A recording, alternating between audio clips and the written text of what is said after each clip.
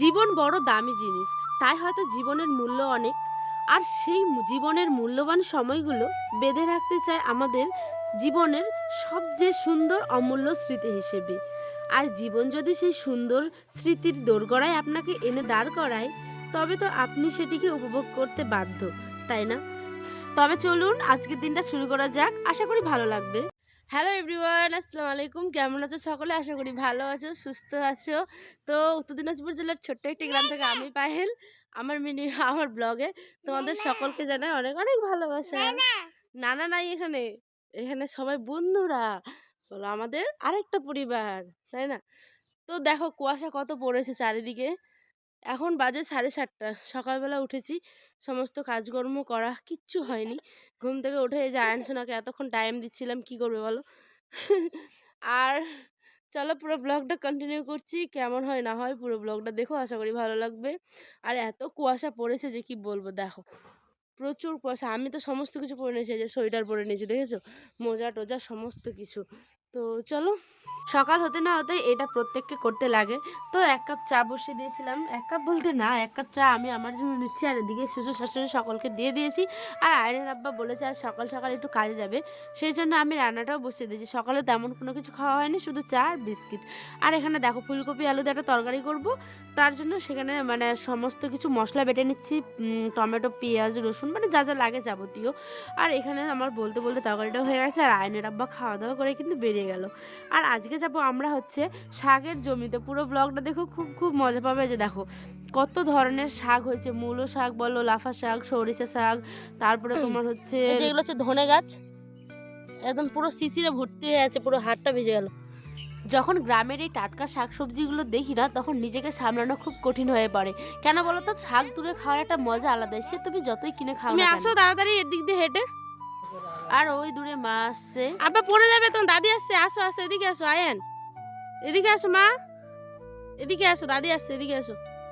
আর যারা যারা আমার ভিডিওগুলো দেখছেন তাদেরকে জানাই অসংখ্য অসংখ্য ধন্যবাদ। আমরা এসেছি এখানে লাফা শাক তুলতে একটা জমিতে। এর আগের ভিডিওগুলোতে দেখতেই পাবেন যে লাফা শাক তুলছিলাম, দেখিয়েছিলাম না? এর আগের ভিডিওগুলো দেখতে পাবেন। হ্যাঁ, তো যে মা এখন লাফা শাকগুলো তুলছে আর কি। ও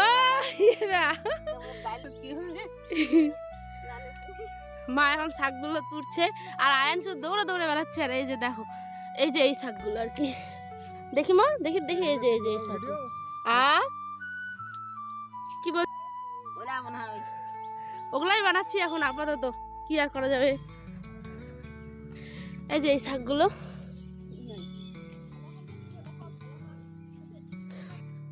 আর এখানে লাগানো হয়েছে রসুন গাছ। এই যে দেখছেন রসুন, পুরো এই যে এরম ভাবে এখানে একটা, ওইদিকে পুরোটা রসুন ঘেরা। আর এখানে ও নানা, আর এই যে নানা এদিকে হাল চাষ করছে গরু দিয়ে। ও মা এদিকে এদিকে আয়, এদিকে নানা হাল চাষ করছে। পুরো জমিটা এত সুন্দর যে কি বলবো, গ্রামের টাটকা মানে ফ্রেশ শাক যদি বলেন।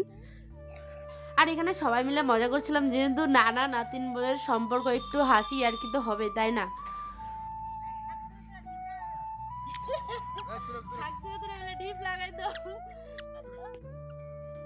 আর এই জমিটা আমাদের বাড়ির একদম পাশের একটা জমি, ঠিক আছে?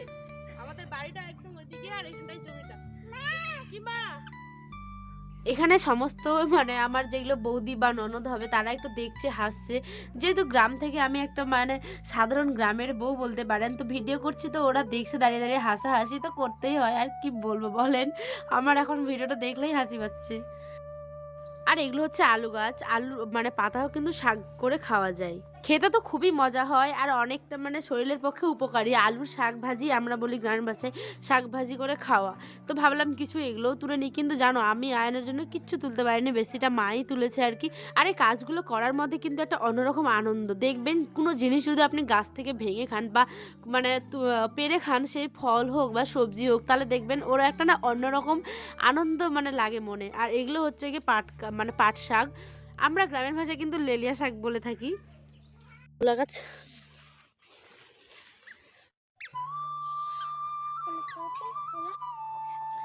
এই যে এরকম ভাবে,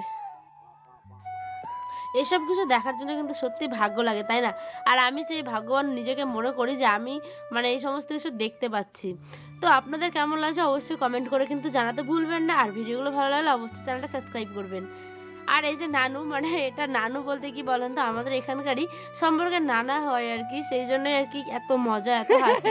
আর সবাই মিলে কাজ করতে করতে হাসি মজা করলে তো মনটাও ভালো থাকে, গল্পও হয় আর কাজও হয়, তাই না?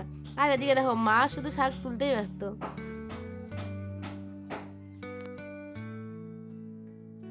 আর আয়ান হচ্ছে আমার কোল থেকে একদম হ্যাঁ নানু নানু, আয়ান আমার কোল থেকে একদমই না আমার নামছেই না, কি আর বলবো। এই যে দেখো আয়ান কেমন করছে, একটা শাকও তুলতে পারলাম না।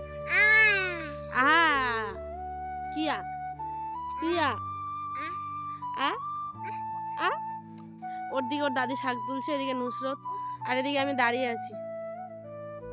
আসলে কি বলতো, আমি যেহেতু ওনাকে নানা করে বলছি, সেই জন্য আমার ছেলে ভেবেছে যে ওইটা ওর নানা লাগবে, সেই জন্য তখন থেকে শুধু নানা নানা করেই যাচ্ছে। আর একটা মিনিট যদি আমার কোল থেকে নামে, দেখো কি অবস্থা, নিয়ে নিয়ে যেখানে যাচ্ছে সেখানেই কোলে উঠবে। ও এক মুহূর্ত আমাকে ছাড়ে না, বাড়ির বাইরে গেলে জানি না কেন। আচ্ছা এরকম কি সত্যি বাচ্চাগুলো হয়?